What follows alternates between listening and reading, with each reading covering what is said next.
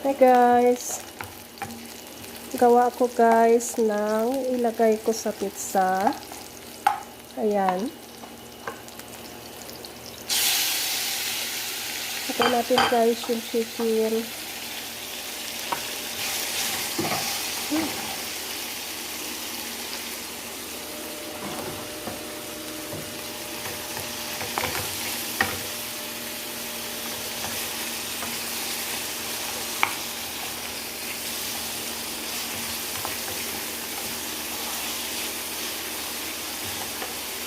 Vegetable ito siya guys. Ayan.